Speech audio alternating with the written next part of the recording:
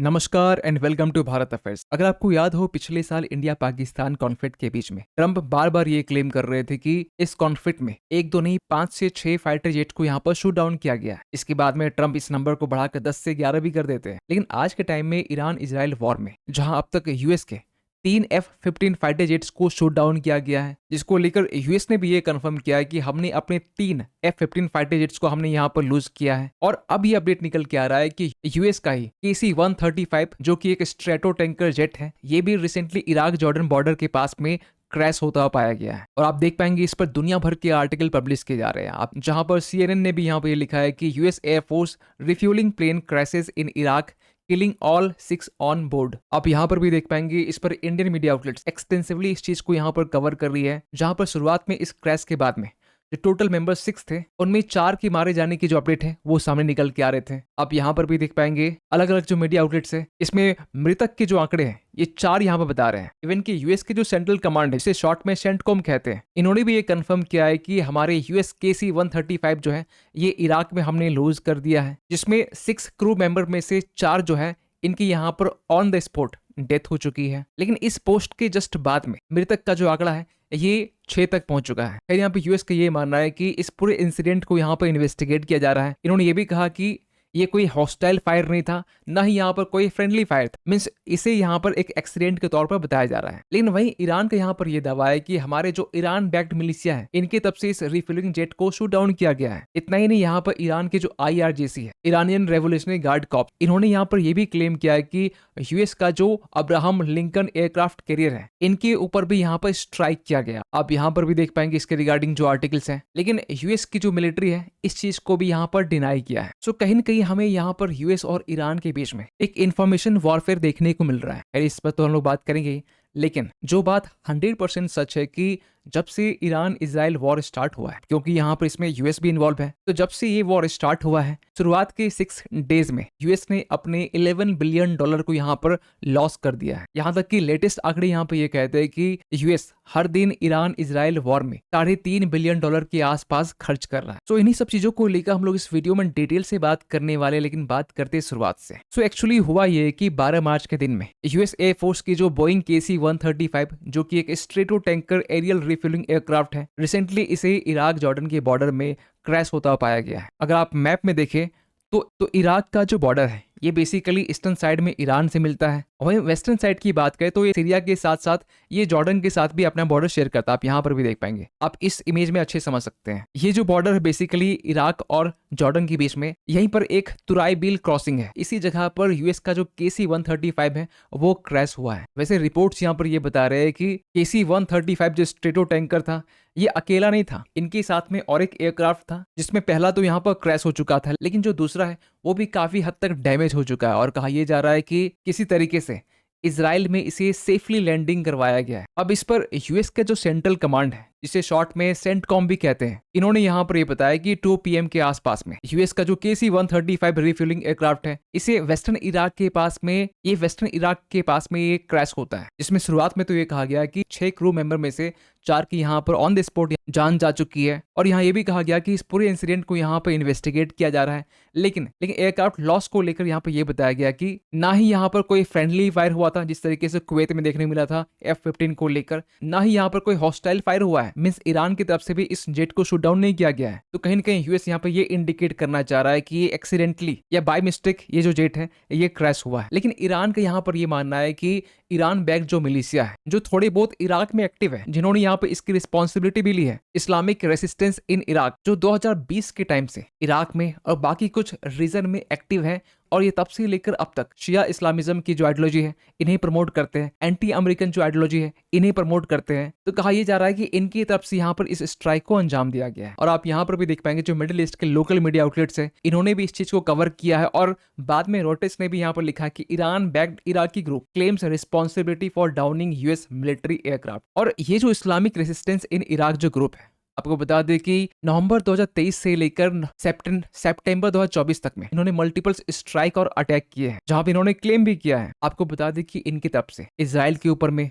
Even कि US के troops के ऊपर में मल्टीपल्स स्ट्राइक किए गए हैं, जिनमें खासकर 75% जो है वो यूएवी का यूज करते हैं, अनमेन्ड एरियल व्हीकल्स का, और 10% के आसपास में क्रूज मिसाइल्स का भी यूज करते हैं। और इन्होंने 2020 से लेकर अब तक 167 यहाँ पर अटैक की जो रिस्पॉन्सिबिलिटी है इन्होंने यहाँ पर ली है। लेकिन सवाल ये निकल के आता है, क्या यूएस के KC-135 जो स्ट्रेटो टैंकर है, क्या इन्हें शूट डाउन किया जा सकता है, जिसे यूएस 1956 के टाइम से यूज कर रहा है, खासकर रिफ्यूलिंग के पर्पस के लिए।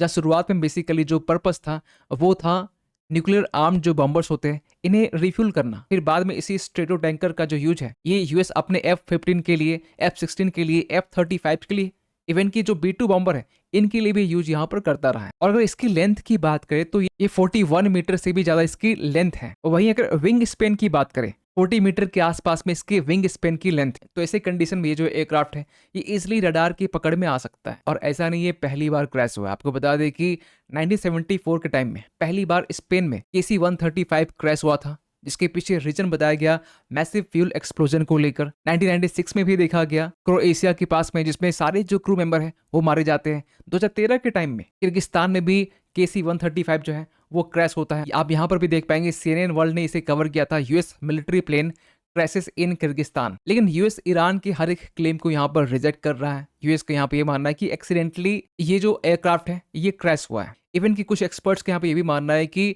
जो रिफ्यूलिंग प्रोसेस होता है ये इतना कॉम्प्लेक्स होता है कि ऐसे टाइम में ऐसी जो घटना है वो अक्सर होते रहते हैं, क्योंकि रिफ्यूलिंग के टाइम में दो एयरक्राफ्ट का जो डिस्टेंस है वो महज 10 मीटर के आसपास में होता है। और ऐसा नहीं कि जो एयरक्राफ्ट है वो स्टैटिक है, रुका हुआ है, ये फ्लाई भी करते हैं। तो ऐसे कंडीशन में कभी कभी कोलिजन का भी खतरा होता है। इसके अलावा टर्बुलेंस भी देखने को मिलता है, और नाइट ऑपरेशन के दौरान में जो कोलिजन का जो खतरा है वो और भी ज्यादा बढ़ जाता है। इतना ही नहीं, हैवी क्राफ्ट होने के कारण जो मैन्यूवरिंग होता है इसमें भी इशू देखने को मिलता है। कॉम्बैट कंडीशंस के दौरान भी जो एयरक्राफ्ट है वो इजिली रडार के पकड़ में आ सकता है। तो अगर छोटा से छोटा अगर मिस कैलकुलेशन होता है तो इससे जो एयरक्राफ्ट है वो कोलाइड हो सकते हैं, एक स्ट्रक्चरल डैमेज हमें देखने को मिल सकता है। लेकिन आपको बता दें कि यूएस अपने KC-135 जो स्ट्रेटो टैंकर है इसे अब रिप्लेस करना चाहता है, और इसका जो टाइम पीरियड रखा गया है 2040 तक, क्योंकि यूएस 1956 के टाइम से इसे यूज कर रहा है। तो कहा यह जा रहा है कि यूएस इसे बोइंग KC-46 जो पेगासस है इसे रिप्लेस करना चाहता है, जिसमें जो फीचर्स हैं ये KC-135 से काफी एडवांस है।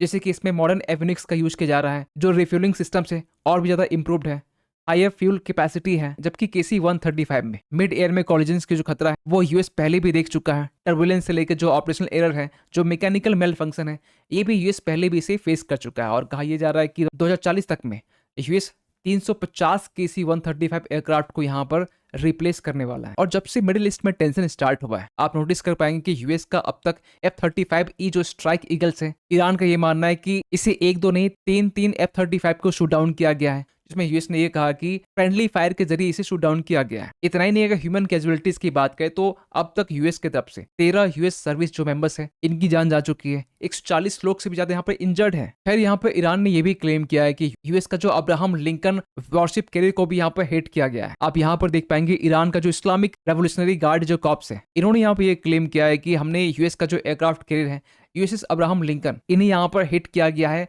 गल्फ ऑफ ओमान के पास में। वहीं दूसरी तरफ यूएस के जो सेंट्रल कमांड है, इन्होंने यहाँ पर कुछ इमेजेस शेयर करके यहाँ पर ये बताया है कि जो Abraham Lincoln carrier strike group है ये कंटिन्यू अपनी जो ऑपरेशंस है वो कंडक्ट कर रही है, साथ ही साथ सी में अपने पावर का प्रोजेक्ट भी कर रही है। वैसे आपको बता दें कि यूएस की तरफ से 28 फरवरी के दिन में ही यूएस अपने जो यूएसएस गिराल्ड आर फोर्ड और यूएसएस अब्राहम लिंकन दोनों को यहाँ पर डिप्लॉय कर दिया था। इसके बाद में यूएस की तरफ से जो यूएस का यूएसएस स्प्रुएंस और यूएसएस माइकल मुर्फे दोनों डिस्ट्रॉयर्स को मिडिल ईस्ट में डिप्लॉय किया था। तो यहाँ पर जिस तरीके से यूएस की तरफ से और ईरान की तरफ से जो क्लेम किए जा रहे हैं, इसके बाद ये कहा जा रहा है कि एक इंफॉर्मेशन वॉरफेयर देखने को मिल रहा है बिटवीन ईरान और यूएस के बीच में, जहां यूएस ईरान के हर क्लेम को यहाँ पर डिनाई कर रहा है। वहीं जहां यूएस के अब तक जितने भी जेट यहाँ पर शूट डाउन किए गए इसको लेकर ईरान क्लेम कर रहा है। लेकिन इस मिडिल ईस्ट टेंशन के बीच में इस बात को बिल्कुल भी डिनाई नहीं किया जा सकता है, जहां यूएस ने शुरुआत के 6 डेज में अपने $11 बिलियन को यहाँ पर लूज कर दिया था इस रिसेंट कॉन्फ्लिक्ट में। इवन की आज के टाइम में यूएस हर दिन $3.5 बिलियन यहाँ पर लूज कर रहा है। यहाँ तक कि एक्सपर्ट ये बता रहे हैं कि आज के टाइम में जहाँ पर यूएस के ऊपर में $39.9 ट्रिलियन का कर्ज है, अप्रोक्स $40 ट्रिलियन आप मान के चल सकते हैं। तो यहाँ ये कहा जा रहा है कि ये जो नेशनल डेट है अगले 60 दिन में $65 बिलियन ये बढ़ने वाला है। मीन्स ये जो नंबर है ये आगे बढ़कर $40.5 ट्रिलियन तक ये पहुंचने वाला है। सो मिडिल ईस्ट में जो टेंशन है ये कम होने का कहीं कहीं नाम नहीं ले रहा है। जहां ईरान ने भी आज से कुछ दिन पहले अपने तरफ से 3 कंडीशन भी रख दिए थे खासकर इस वॉर को एंड करने के लिए, वहीं ट्रम्प का ये कहना है कि हम लोग ईरान को और भी बुरी तरीके से यहाँ पर हिट करने वाले हैं। इवन कि ट्रम्प ने यहाँ पे ये भी कहा है कि 24 घंटे के अंदर में ईरान यहाँ पर सरेंडर करने वाला है। खैर ट्रम्प की बात को हम लोग इतना सीरियस नहीं ले सकते, लेकिन यूएस के जो सेक्रेटरी ऑफ वॉर है पीट हेगसेथ, इन्होंने ये कहा है कि हमने हाल ही में ईरान के ऊपर में स्ट्राइक किया और इस स्ट्राइक में ईरान के जो नए सुप्रीम लीडर है मुस्तफा खामनी ये बुरी तरीके से यहाँ पर घायल हुए हैं। आप यहाँ देख पाएंगे वॉन्डेड एंड लाइकली डिसफिगर्ड। और ये स्टेटमेंट पीट हेगसेथ तब दे रहे हैं जब ईरान के जो नए सुप्रीम लीडर है मुस्तफा खामनी, जब इन्होंने पहला स्टेटमेंट दिया था यूएस के अगेंस्ट में। इसको लेकर भी यहाँ पर यह कहा गया कि जो स्टेटमेंट है ये मैसेज के तौर पर यहाँ पर कहा जा रहा है, ना यहाँ पर कोई वॉइस मैसेज है ना यहाँ पर कोई वीडियो मैसेज है। खैर जो भी हो, मिडिल ईस्ट के टेंशन के कारण इसका जो इम्पैक्ट है पूरी दुनिया में देखने को मिल रहा है। जो ग्लोबल क्रूड ऑयल के जो प्राइसेस हैं ये बढ़ रहे हैं। इवन की भारत की बात करें तो भारत में जो एलपीजी की जो प्राइसेस हैं ये बढ़ चुके हैं। डोमेस्टिक गैस की जो डिमांड है वो कहीं ना कहीं बढ़ रहे हैं। कमर्शियल सप्लाई को यहाँ पर लिमिट रखा गया है। तो देखने वाली बात अब यहाँ पर ये है कि ये जो मिडिल ईस्ट का टेंशन है क्या ये लंबा चलने वाला है रशिया यूक्रेन वॉर की तरह, या फिर हमें कोई सीज फायर देखने को मिल सकता है। खैर आप क्या सोचते हैं पूरी अपडेट को लेकर कमेंट कीजिएगा। मिलते हैं किसी अगले वीडियो में, तब तक के लिए थैंक यू सो मच।